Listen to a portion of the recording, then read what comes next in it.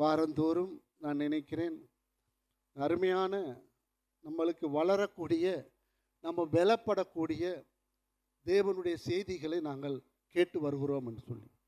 இன்றைக்கு கேட்குற மாதிரி நாளைக்கு இருக்காது, இப்படி தொடர்ந்து. ஏன்னா நம்ம பலதரப்பட்ட சமுதாயம் இருக்கிற உலகத்திலே நாங்கள் வாழ்ந்துட்டு இருக்கிறோம்.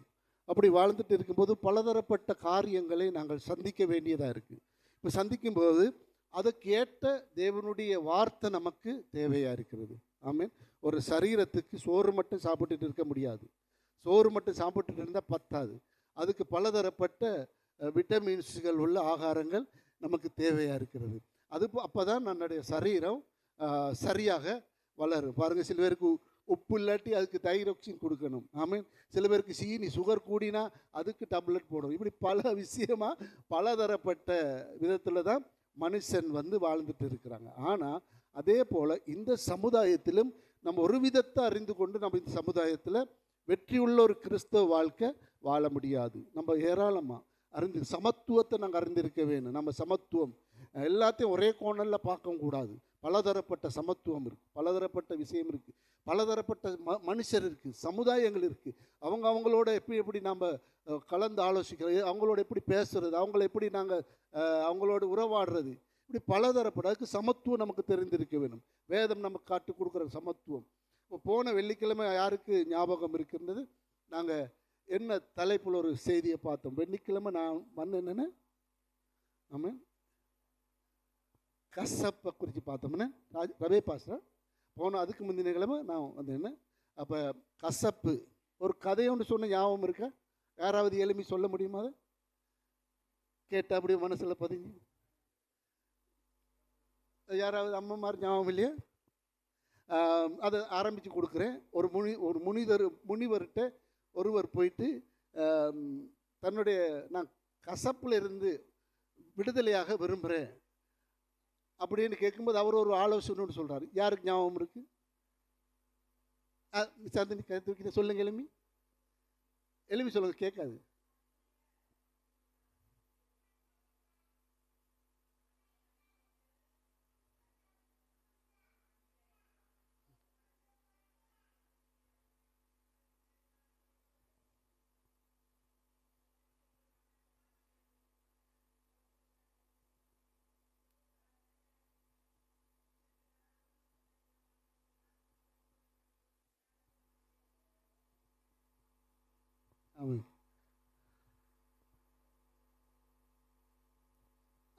ஆமாம் சொல்லுவோமா?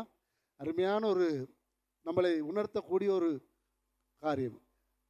கிளாஸில் வாரி போட்ட மண்ணும் மனுஷர் மிரிச்சிட்டு போகிற அந்த சாதாரணமான மண் தான். ஆனால் அந்த கிளாஸுக்குள்ளே போட்டு குடிக்க சொன்ன உடனே அவனுக்கு குடிக்க மனசு வரல.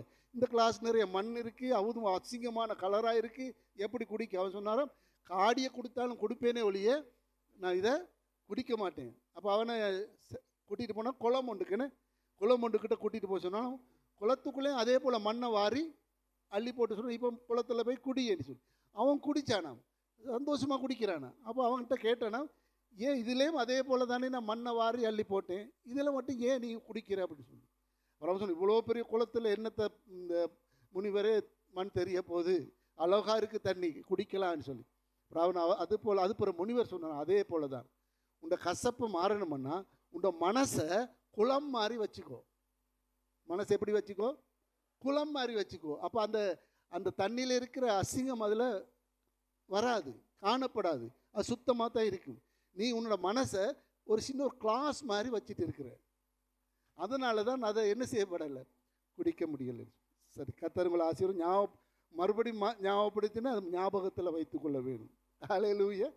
அதை தெளிவாக அதை சாந்தினி ஞாபகத்தில் வச்சு கொண்டு இருக்கிறதுக்காக சில பேருக்கு சொல்லும்போது ஞாபகம் வந்தது.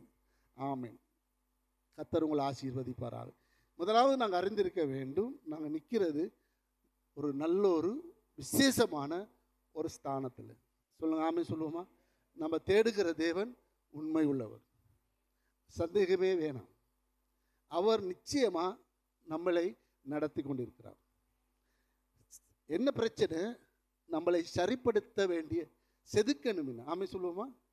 முதலாவது ஒரு உருவத்தை செதுக்கும் போது முதலாவது கண்ணை செதுக்க மாட்டாங்க, முதலாவது உறுப்புகள் அப்படி செதுக்கி செதுக்கி செதுக்கி செதுக்கி வந்து கடைசா தான் கண்ணை செதுக்குவாங்க. அப்போ தான் அதில் அழகு தெரியும்.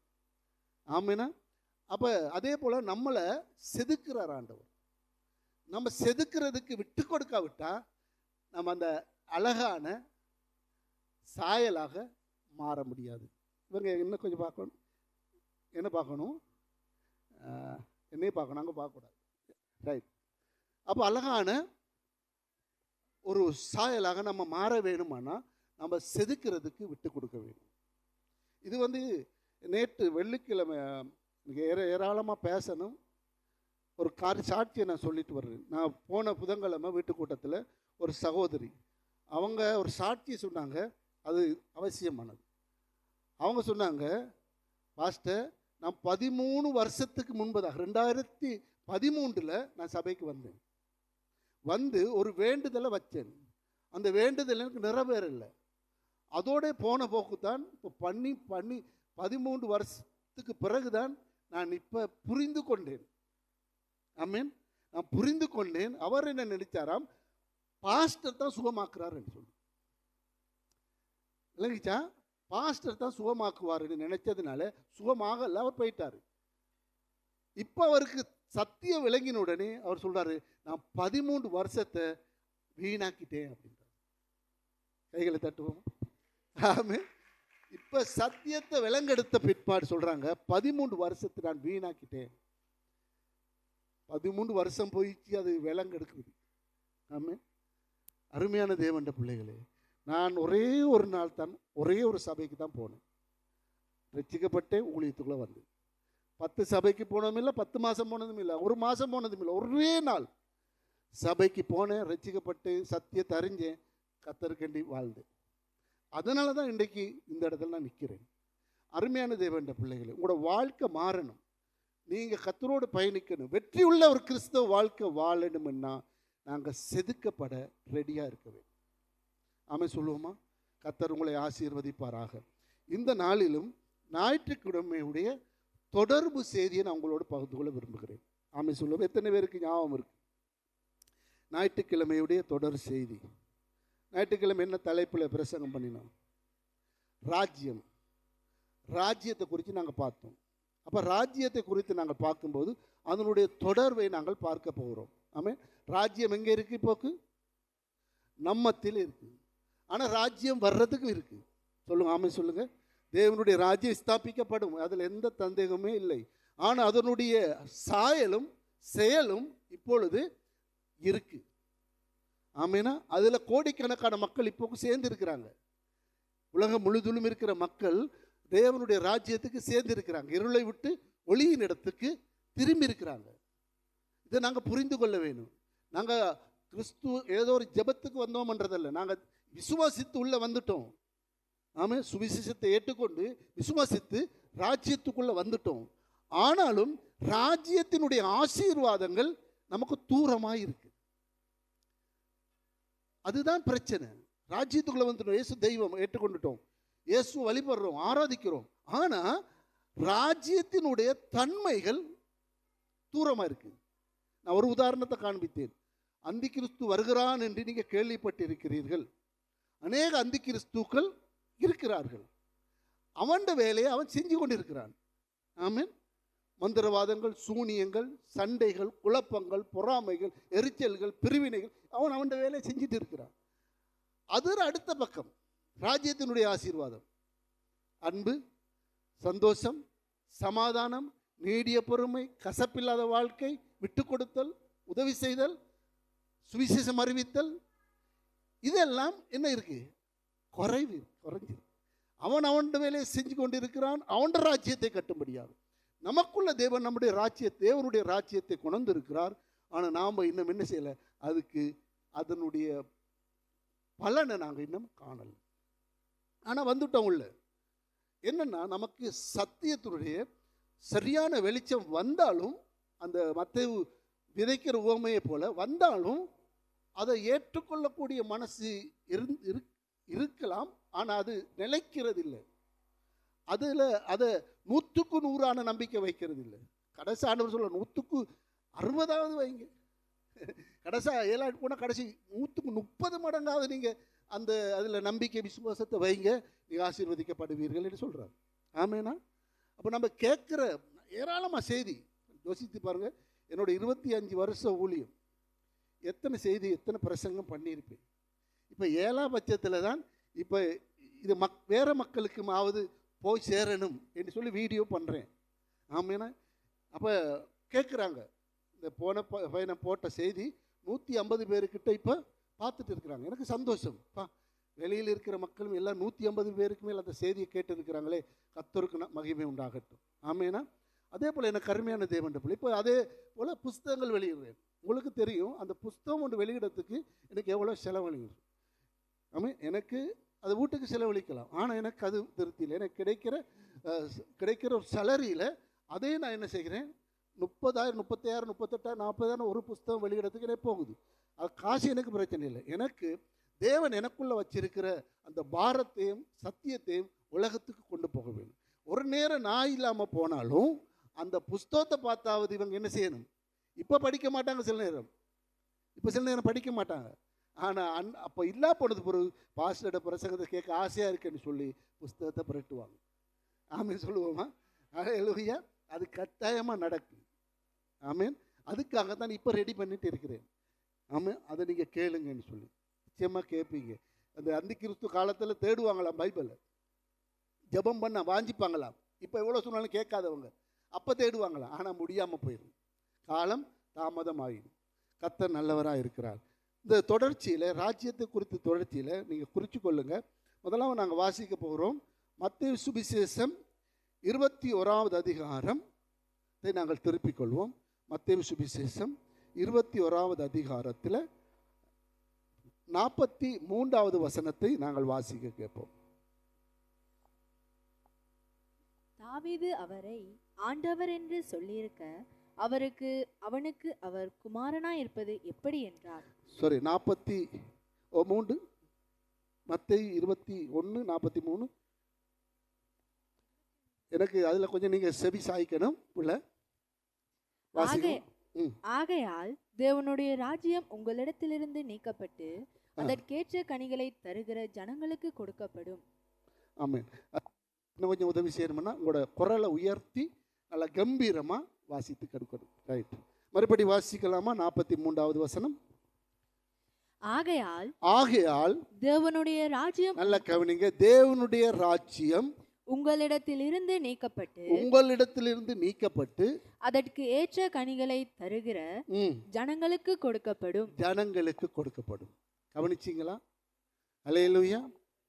இதை நல்லா கவனிக்கணும். ஆண்டவர் சொல்றாரு, தேவனுடைய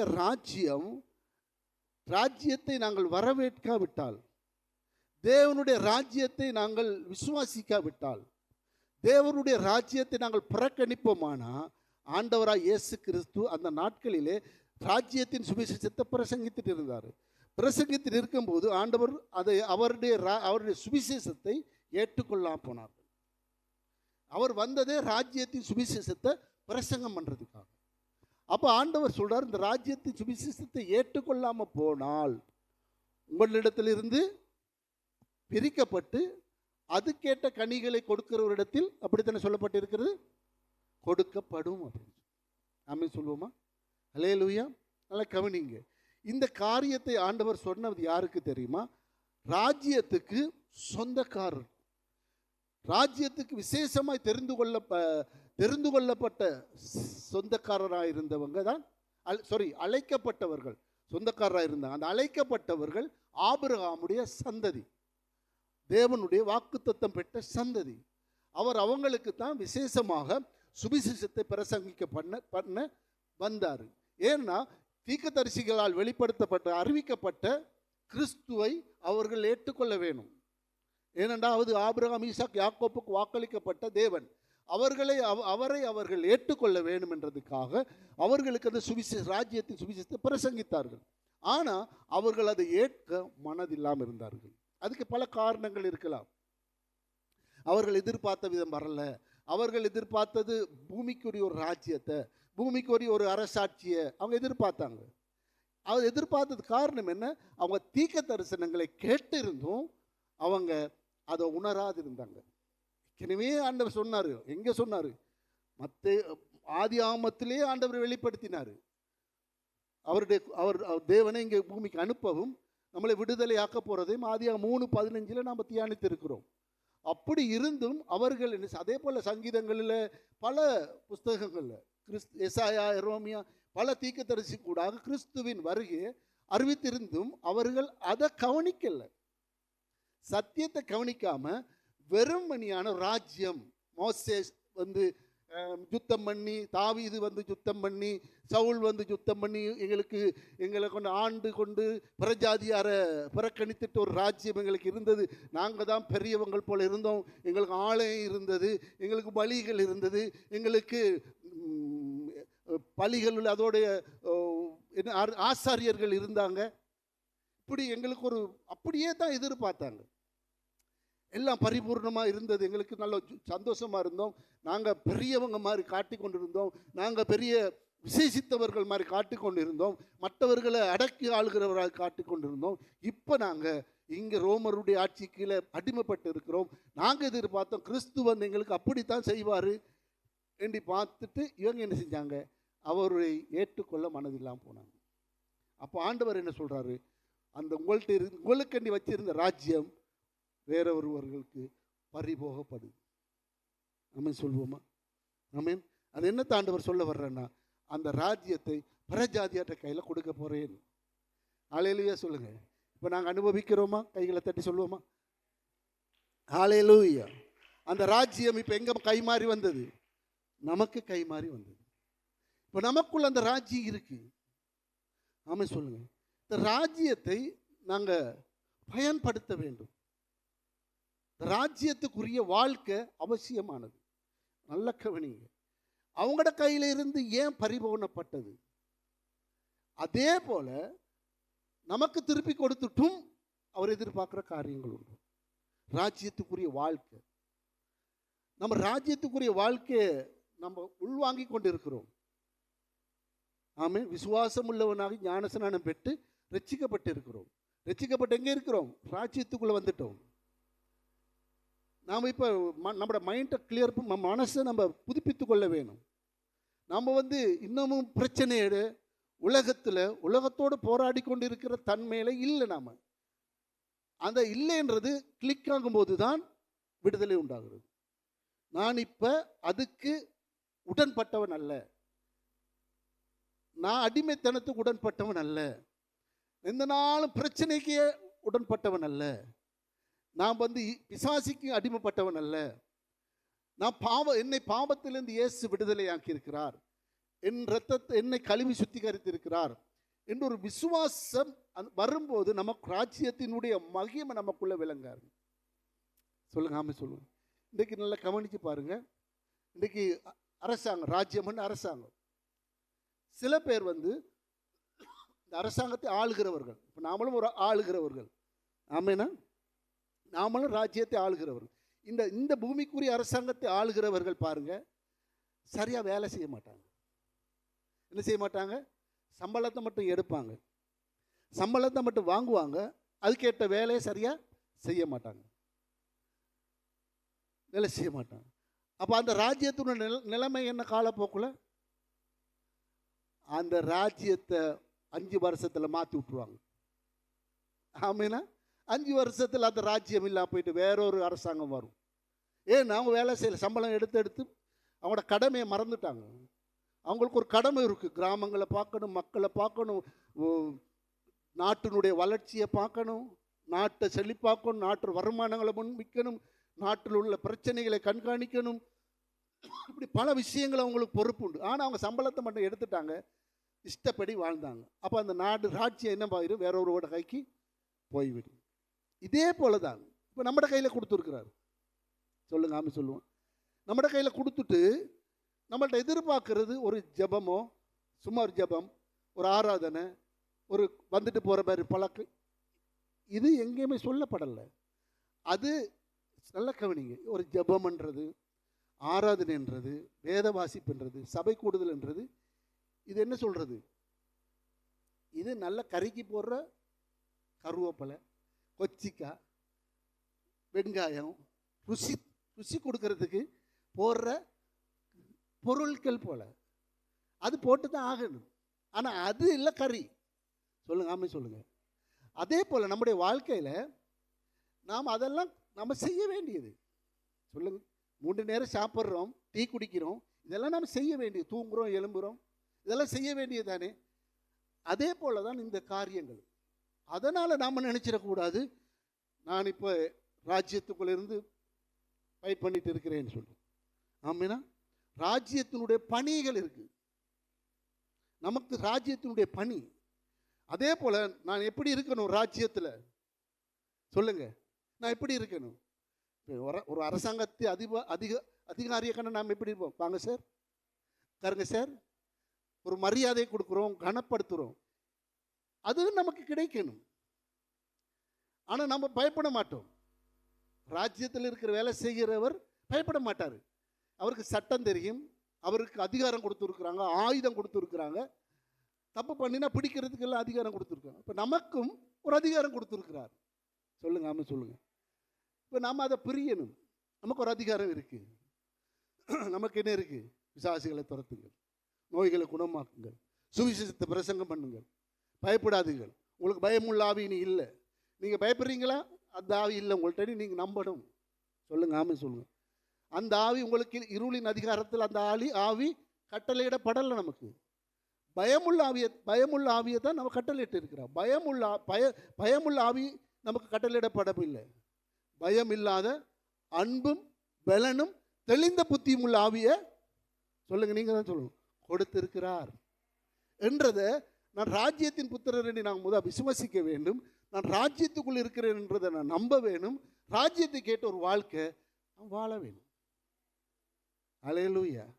அதனால் பிசாசுடைய தந்திரம், பிசாசு வந்து தோக்கடிக்கப்பட்டவன். யாராவது தோக்கடிக்கப்பட்டவங்களுக்கு பயப்படுவாங்க? எதிர்கட்சிக்கு பயப்படுவானா? சொல்லுங்களே, எதிர்கட்சிக்கு பயப்படுவானா? நீ சொன்னா சொல்லு, இருந்தா எரி, போனா போ. பார்லிமெண்ட்டில் அப்படி தான் சொல்லுவாங்க. உண்ட பேச்சு நல்லதாக இருந்தால் நான் எடுப்போம், கெட்டதாக இருந்தால் நீ உண்ட பாட்டை பாரு, உன்னோட எல்லா ஆலோசனையும் இங்கே எடுபடாது. ஆமாம், எதிர்கட்சிக்கு அதுதான், அவ்வளோதான் இடம். அதே தான் நம்மளோட எதிர்கட்சி யாரு? பிசாசு தான். அப்போ எதிர்கட்சிக்கு அவ்வளோதான் இடம் நம்மள்கிட்ட. உன்னால் எனக்கு ஒன்றுமே செய்ய முடியாது. நீ என்னெல்லாம் முயற்சி பண்ணிப்பாரு, நீ தான் தோற்று போனவன். அப்போ அது என்னத்தினால வரும்னா, ராஜ்யம் எனக்குள்ளே இருக்குது. இப்போ நம்ம கையை வைக்கும் போதும் அந்த மனசு நமக்குள்ளே வரணும். ஒருவர் மேலே கையை வச்சு ஜெபிக்கும் போது அந்த மனசு நமக்கு வராமல் நானும் ஒரு தோல்வி மனப்பான்மையில் வைப்போம்னா சரிப்பட்டு வராது. நம்ம ஒவ்வொருவரும் நினைக்கணும், நான் இப்போ இருளின் அதிகாரத்தில் இல்லைன்னு சொல்லி. கவனிக்கிறீங்களா? நான் தேவனுடைய ராஜ்யத்துக்குள்ளே வரவழைத்துட்டேன். அவர் புண்ணியங்களை அறிவிக்கும்படி நான் வரவழைச்சிட்டேன். நான் இயேசு கிறிஸ்து சொந்த இரட்சகராக ஏற்றுக்கொண்டு இருக்கிறேன். அவருடைய நித்தியமாக அவருடைய 1000 ஆண்டு அரசாங்கத்துக்கு ரெடி ஆகிட்டு இருக்கிறேன். அவருடைய வருகைக்கு ரெடி ஆகிட்டு இருக்கிறேன். அவர் ரகசிய வருகைக்கு ரெடி ஆகிட்டு இருக்கிறேன். ஆமே சொல்லுங்க. அப்படி அந்த விசுவாசம் நமக்குள்ளே வளர வேணும். அப்போ நம்மளுக்கு என்ன முடியலைன்னு சொன்னால், அதுக்குரிய வாழ்க்கை நம்மளால் வாழ முடியலை. நமக்குள்ள சில காரியங்களை விட்டு கொடுக்க முடியலை, சகித்து கொள்ள முடியலை, கோபங்களை மன்னிக்க போகிறோம், இதை மன்னிக்க முடியலை. நல்லா கவனிங்க, நம்முடைய தன்மைகள் இன்னும் மாறலை, குணம் மாறலை. ஆமாம். இப்போ யோவான் சுவிசேஷம் 3ஆம் அதிகாரத்தை நாங்கள் குறித்து கொண்டு பெரட்டிக்கொள்வோமானா, வேதாகமத்தை திருப்பி என்னுடைய வார்த்தைகளில் கொஞ்சம் கடத்தொழில் வார்த்தை வரும், அதனால் மன்னிச்சு கொள்ளுங்க. நான் கடத்தொழிலில் இருந்து ரசிக்கப்பட்டு இன்றைக்கி கடத்தொழில் பகுதியில் ஊழியம் செஞ்சுட்டு இருக்கிறேன். இதை கேட்டுக்கொண்டு இருக்கிற சகோதரியே, சில நேரம் நீங்கள் கேட்கும்போது என்ன கொச்ச பாசெல்லாம் பேசுகிறாருன்னு சொல்லி, நான் தமிழ் பேசுகிறதே மிக கஷ்டப்பட்டு பேசுகிறேன். அதனால் கேட்டு நீங்கள் ஆசீர்வதிக்கப்படுங்க. என்னோடய குறைகளை மன்னிச்சு கொள்ளுங்க. ஆமாம். வாசிக்கலாமா? யோவான் சுவிசேஷம் 3ஆம் அதிகாரம் 3ஆம் வசனத்தை.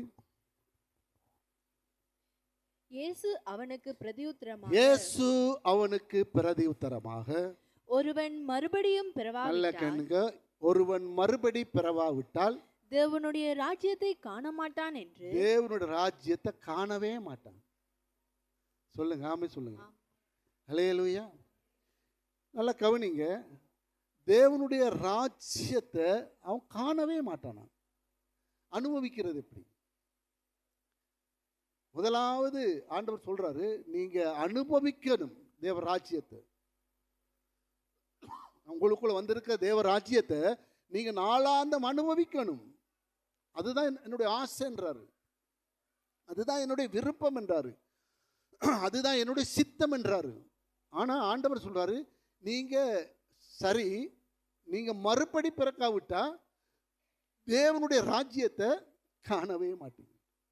யார்கிட்ட சொல்றாரு? நிக்கோதேமிட்ட சொல்றாரு. நிக்கோதேம் யாரு? யூதர்களுக்குள்ள மிக அதிகாரியான ஒருவர். நல்லா கவனிக்கிறீங்களா? யூதர்களுக்குள்ள மிக அதிகாரியன்னா நம்மட பாஷையில் அவன் வேதத்தை கரைச்சி குடித்தவன். நம்மட பாஷையில் சொல்கிறான், வேதத்தை கரைச்சி குடித்தவன். அவன் வந்து ஏற்கனவே நான் வாசிக்கும், அவன் வந்து கேட்குற கேள்வி மிகவும் ரபி என்றார், போதகரே என்றார். அதுக்கு அர்த்தம் என்ன? இன்னுமே அவரை தேவனாக ஏற்றுக்கொள்ள கண் திறக்கப்படலை. கவனிக்கிறீங்களா? இஸ்ரவேலிலே வெளிப்படுத்தப்பட்ட தீர்க்க தரிசனங்களை வாசித்தாலே இவர் யார் என்றது, மெஸ்ஸியா தான் என்றதை கண்டுகொள்ள வேணும். ஆனால் அவங்களோட கண் திறக்கப்படாததுனால ரபி என்றார். எங்கே இருக்கு பாருங்க, அவங்க அவனை பற்றி அவரை அப்படிப்பட்டவங்களை பார்த்து ஆண்டவர் என்ன சொல்லணும்? காணவே மாட்டாய். தேவனுடைய ராஜ்யத்தை காணவே மாட்டான். நீ எங்கேயே இருக்கிறா, எவ்வளோ தூரத்தில் இருக்கிற, ஆனால் நீ யூதர்களுக்குள்ள அதிகாரியாக இருக்கிறா, பெரியவனாக இருக்கிறா, விசேஷ காரியங்களை தெரிஞ்சவனாக இருக்கிறா. எனக்கு அதை வாசிக்கும் போது ஒரு சம்பவம் ஞாபகம் வரும். என்னென்னா, இவ்வளோ பெரிய மனுஷன் ரபி என்றார், அவனோட கண் திறக்கப்படலை, மெசியாவாக அவன் கண்டுகொள்ள முடியலை, அவங்களோட மனசு கடினப்பட்டு இருக்கிறது, தூரமாக இருக்கிறாங்க. தேவ ராஜ்யத்தை அவங்களுக்கு தான் கொண்டு வந்தார், ஆனால் அவங்க தூரமாக இருக்கிறாங்க. ஆனால் ஒரு இடத்துல வாசிக்கும் போது பாருங்க, பிசாசு வந்து அவர் அந்த நாட்டுக்குள்ளே வர்றதை கண்டு ஓடி வந்து என்ன பேசுகிறான்? தேவனுடைய குமாரனே, உனக்கும் எனக்கும் என்ன அப்படின்றார். பாருங்க, அவனுக்கு யாரும் சொல்லி கொடுக்கல இது மெஸ்ஸியான்னு சொல்லி. அவனுக்கு அது தெரிஞ்சிருக்குன்னு சொன்னால், இந்த எத்தனையோ வருஷமாய் சத்தியத்தை கற்றறிஞ்ச மனுஷன் என்ன சொல்றாரு? ரபி என்றார். கவனிச்சிங்களா? அவன் என்ன சொல்றான்? தேவன் அவனை நான் உயர்த்தி பேசல, அவனுக்கு அவன் அவ்வளோ விஷயத்தை அறிஞ்சு வச்சுட்டு இருக்கிறான். ஆனால் நம்ம சத்தியத்தை கற்று ஆவியினாலே நடத்தப்படுகிற பிள்ளைகள் இன்றைக்கு சத்தியத்துக்கு தூரமாக இருக்கிறோம் என்பதை நான் சொல்ல வர்றேன். அவன் என்ன சொல்கிறான் பாருங்க, ரபி. அவன் சொல்கிறான், தேவனுடைய குமாரனே, உனக்கும் எனக்கும் என்ன, எங்களை வேதனைப்படுத்தவா வந்திருக்கிறீர்? கவனிச்சிங்களா? அவனுக்கு தன் வேதனை காலம் ஒன்று இருக்கு, எங்களுக்கு நியாய தீர்ப்பு காலம் ஒன்று இருக்கு, அந்த காலம் இன்னும் வரல. இவர் மெஸ்ஸியா, இவர் இரட்சகர், தெளிவா இருக்கிறார். அவன் திருடனானாலும் தெளிவா இருக்கிறான். ஆனா இந்த நிக்கோதேமை போல இன்றைக்கு உலகத்துல ஏராளமானவங்க இருக்கிறாங்க. சொல்லுங்க ஆமென். பேருக்கு எல்லாம் செய்கிறோம், பேருக்கு துதிக்கிறோம், பாடுகிறோம், பாட்டுல வர்ற அர்த்தங்கள் எல்லாத்தையும் சொல்லுகிறோம். ஆனா இன்னும் அவருக்கு ஏற்ற ஒரு வாழ்க்கையை கொடுக்க முடியல. சில விஷயத்தை அப்படி விட முடியல. ஆமாம் சொல்லுங்க. அருமையான வேதம் சொல்லுது, தீமைகளை நன்மையாக மாற்றுவீர், துன்பங்களை இன்பமாக மாற்றினீர், நன்றி நன்றி, எல்லா நன்மைக்கும் நன்றி. ஆமாம் சொல்லுவோமா? தீமைகளை நன்மையாக மாற்றுகிற தேவன். தீமைகளை எப்படி நன்மையாக மாற்ற முடியும்? அவர் வந்து செஞ்சு கொடுப்பாரா? நான் தீமையை பொறுப்பெடுக்காம நன்மை செய்யும் போது, சொல்ல கைதட்டி தேவனை மகிமைப்படுத்துவோம். நான் தீமையை பிடிச்சிட்டு இருந்தா தீமை ஒரு நாளும் நன்மையாக மாறாது. ஆமென். நம்மளால் என்ன செய்யல? தீமைகளை விட முடியல, மன்னிக்க முடியல, நேசிக்க முடியல. நான் அடிக்கடி நினைக்கிறது உண்டு, உண்மையிலே நான் என்னுடைய வாழ்க்கையில் இதுவரைக்கும் ஒருவர் கூட எனக்கு கசப்பானவங்கன்னு சொல்லி இல்லவே இல்லை. என்னை வெட்டி போட்டாலும் நான் செய்ய மாட்டேன். ஏன்னா என்னோட குணத்தை எந்த காரணத்தை கொண்டு நான் மாற்றிக்கொள்ள போகிறதில்லைன்னு ஊழியம் வரும்போதே நான் கை வச்சுட்டேன். என்னோட குணம் அப்படியே தான் இருக்கும். மற்றவனோட குணம் மாறிட்டு போகலாம். அவன் என்னோட குணத்தை மாற்றவே இடம் கொடுக்க மாட்டேன். சொல்லுங்க, ஆமே சொல்லுங்க. ஹல்லேலூயா. எதிரி வந்து முயற்சி பண்ணுவான் என்ற குணத்தை மாற்ற, நான் விடக்கூடாது. மன்னிக்கிற மனப்பான்மையா, நேசிக்கிற மனப்பான்மையா, விட்டு கொடுக்குற மனப்பான்மையா, அதை அப்படியே வச்சுக்கொள்ளும், பத்திரப்படுத்தி வச்சுக்கொள்ள வேண்டும். அது கெட்ட கனிகள் நம்மள்ட்ட இருக்கணும். அப்பொழுது தான் தேவனுடைய ராஜ்யத்தின் மகிமை வல்லமை நம்மள்ட்ட இந்த புறப்படும். அவர் சொல்ல, மறுபடி பிறக்காவிட்டா நீ தேவன் ராஜ்யத்தை காண மாட்டாய். நல்லா கவனிக்கிற, காண மாட்டாய் என்றதுல ஒரு பேனை எடுத்து நீங்க குறிச்சு கொள்ளுங்க. காண மாட்டாய், பெறமாட்டாய் என்றதுல 2 அர்த்தம் இருக்கு.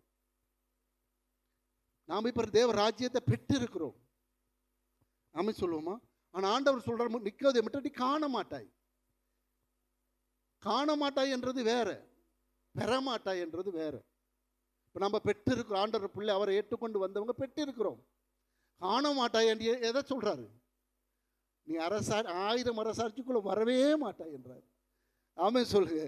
நீ இதை அனுபவிக்காட்டி, இப்ப வந்திருக்கிற தேவ ராஜ்யத்தை நீ அனுபவிக்காட்டி, தேவனுடைய ராஜ்யத்தை இங்க அனுபவிக்காட்டி, நீ தேவன் ராஜ்யத்தை ஸ்தாபிக்கப்படும் போது, 1000 ஆண்டு ஸ்தாபிக்கும் போது நீ அதுக்குள்ள வரவே மாட்டாய். நீ அதை காணவே மாட்டாய். கவனிக்கிறீங்களா எவ்வளோ ஸ்டெப்பா போகுதுன்னு? சத்தியம். இங்க அனுபவிக்கிறவங்க தான் அங்க அதுக்குள்ள காணுவாங்க, காணப்படுவார்கள். அங்க அனுபவிக்கிறவங்க தான் புதியவான புதிய பூமியில காணப்படுவார்கள். இந்த பாட்டை இந்த நேரம் நினைச்சு கொள்ளுங்க. என் மீட்பர் உயிரோடு இருக்கிற அந்த பாட்டுல அப்படியே தேவனுடைய ராஜ்யம் வரிசையா வருகிறத நம் அதுக்குள்ள வசனமா போட்டிருக்கிறது. கடைசி என்ன நடக்கும்? மரணம் ஜெயமாக மாறும். இந்த பாட்டுல பாடுங்க, தனியா ஜபத்துல பாடுங்க, தனி ஜபத்துல பாடுங்க. அதெல்லாம் முதலாவது அதுல போடப்பட்டுச்சு. 1000 ஆண்டு அரசாங்கம், புதிய வானம் புதிய பூமி, அதுக்கிட்டால் நடக்க போறது மரணம் ஜெயமாக மாறும் என்ற சத்தியத்தையே உள்ளடக்கி இருக்கிறது. அதை படிச்சு புரிஞ்சு கொண்டவனே சத்தியத்தை புரிஞ்சு கொள்வான். சொல்லுங்க, ஆமே சொல்லுங்க. அருமையான தேவனுடைய பிள்ளைகளை, நீங்க சாதாரணமானவங்க அல்ல. நீங்க ஒத்தருமே சாதாரணமானவங்க அல்ல. உங்களுடைய பிரச்சனையை காட்டி உங்களை நோகடிப்பான். உங்களுடைய வேதனை, உங்களுக்கு இருக்கிற போராட்டங்களை பார்த்து உங்களை வேதனைப்படுத்தி உங்களை தோல்வியானவனாக காண்பிப்பான். நீங்க விட்டு கொடுக்காதீங்க. ஹல்லேலூயா. நீங்க விட்டே கொடுக்காதீங்க. பிசாசிட்ட சவால் இடுங்க, பிசாசின் கிரியைகளுக்கு சவால் இடுங்க, பயப்படாதீங்க. 365 இடத்திலே ஆண்டவர் சொல்ற, பயப்படாதீர்கள். சொல்றாரு, பயம்தான் அவனுடைய ஆயுதம். நம்மளை பயமுறுத்துறது தான் அவனுடைய ஆயுதம். அப்ப நம்ம அவனுக்கு எதிர்த்து நில்லுங்கள் தான் வேதம் சொல்லுது. பிசாசுக்கு எதிர்த்து நில்லுங்கள், அப்பொழுது அவன் உங்களை விட்டு ஓடி போவான். பாஸ்டரை கூப்பிடுங்க, ஜெபிங்க, அவன் உங்களை விட்டு ஓடி போவான். அப்படியா சொன்னாரு? கவனிக்கிறீங்களா? எதிர்த்து நிற்கிறோம்.